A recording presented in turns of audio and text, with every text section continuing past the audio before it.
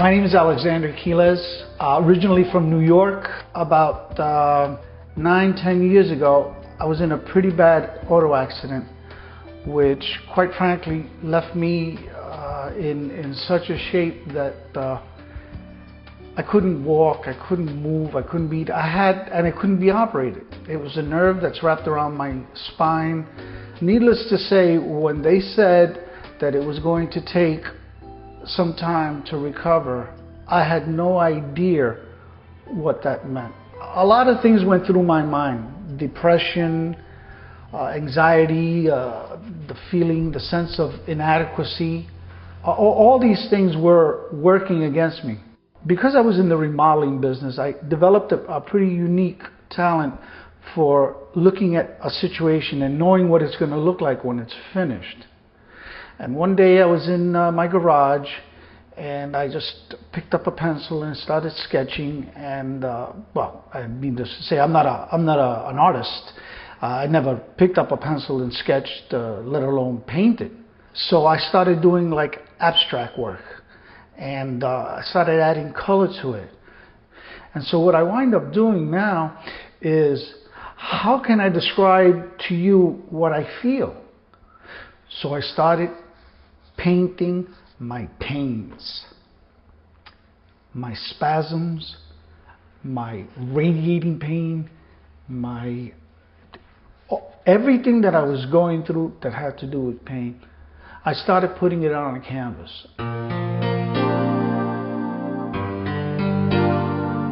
Spasm is a very special piece. When I started to do it, I'm painting my feelings, and at the same time, I didn't even know the amount of satisfaction that it was going to give it to me. When somebody now asks me, well, what does it feel like? I can say, look, this is what it feels like. If you take a real good look at Happy Hour, what it shows a person, and behind him is all the negativity that he has to deal with on a daily basis. If you take a closer look at the art, you'll see towards his back something attached. That is what everybody walks around with, that fear of it coming out, a secret, something that you don't want anybody to know about, that holds you back. You see him running in the direction of a cocktail glass, but you don't see him with the cocktail glass in the hand, which means that he hasn't reached there yet, but he's running to it. His mind is open, his mouth is open, and he knows that once he gets that, it's going to be better. Other works of art that I find very close to me is the one that is called Confusion. And if you look at it, it kind of doesn't make sense. It's just color on top of color, bumping into color, and it's called Confusion. I put this together because of what I was feeling at that particular time. When I was done, I looked at it, and the satisfaction that I got was very emotional. Because, again, you look at it and it's colors on top of colors. And what it looks like a bunch of confusion. But in the upper left corner, you can see what looks like an angel. And further down on the same side, or near to it, there's the 3 crosses of Calvary.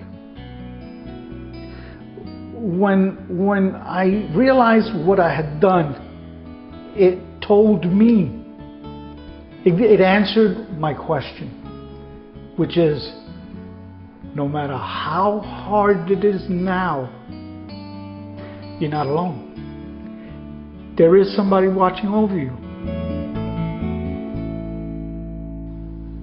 All the works of art that I've created up until this point started back with the sketch, which was in my garage. I turned the garage into a place of work where I can paint at any hour of the day or night, because I don't sleep virtually. So I have something to occupy my mind, and I don't drive my family crazy. So this is, if you want to call, my den of iniquity in there, where I can go in there and let my mind go and my thoughts, and I don't prevent anything from interfering in what I have to do.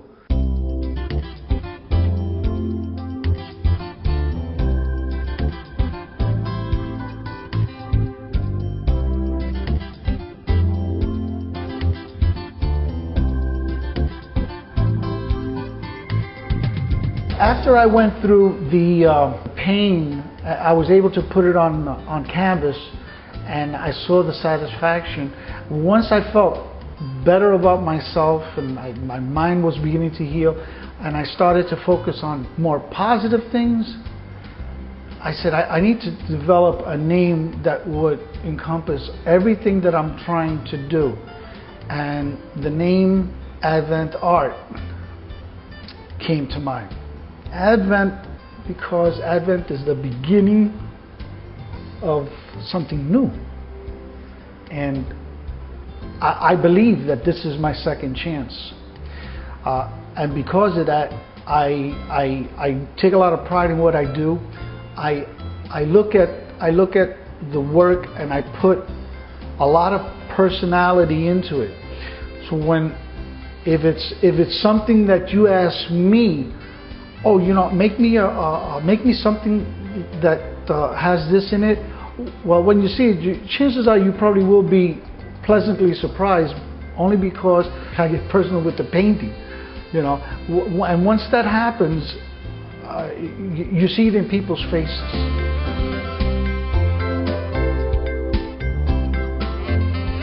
I've done cartoon characters, there's clowns, I love colors, so my colors are going to be bright, are going to be lively, because this is how I want to spend the rest of my life.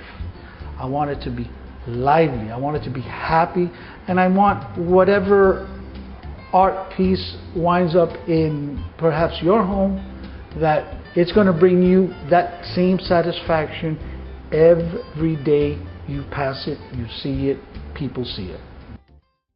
I don't have any covers on my sliding glass doors in the living room because of the view. It's gorgeous.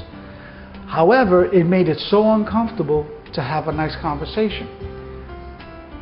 We talked about it, and I told my wife, I said, we should think of getting levelers. And so she says, all right. I asked her, I says, look, you know how I am, but I'll respect you if you say no. I have an idea, I'd like to try it. Would you mind? Like always, so supportive. She says, whatever you think is going to be good for you, go ahead and do it. Well, I went out, ordered them. They finally came in, and I tried something, and the end result is behind me.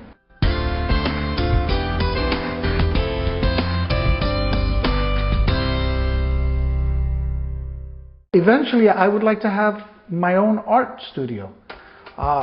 Nothing lavish, just a place where I can display my art and have showings and have it available to the public at a decent price.